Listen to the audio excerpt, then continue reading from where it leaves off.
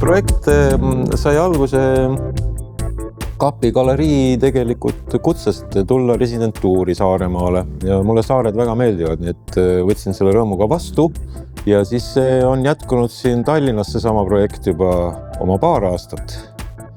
Kapi galerii on Niguliste kiriku vastas, kus asub üks väga äge maal, mis mulle meeldib.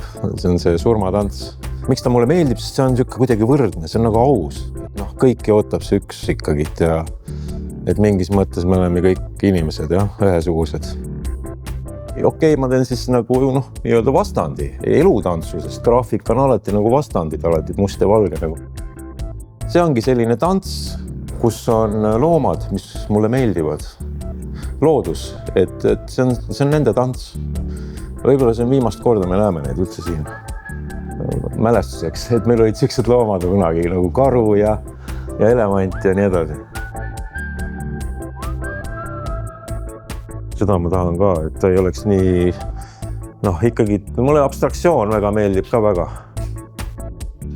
Et mis sest tuleb lõpuks, seda siis näeb näitusel. Õudsuk mõnus. Peetka siin näitusel. Süvaripa. No I'm good. Ma vaatan nüüd pilte. Vaata natukene. Siis vaatame uuesti hiljem. Ja siis vaatame üksteist. Tere, kullake. Tere, kuidas läheb?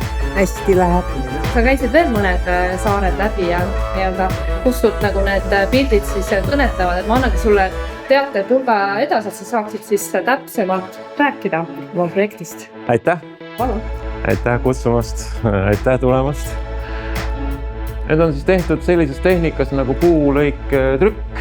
Ja kui ma olin seal Saaremaal, seal looduse keskus, siis ma sain aru, et ma tegelikult ei taha üldse neid kuningaid ja seal surmatantsus on ju kuningad ja kõik need kaupmehed ja igasugused diktaatorid, et ma neid tegelikult ei tahakski oma teostesse panna igaveseks.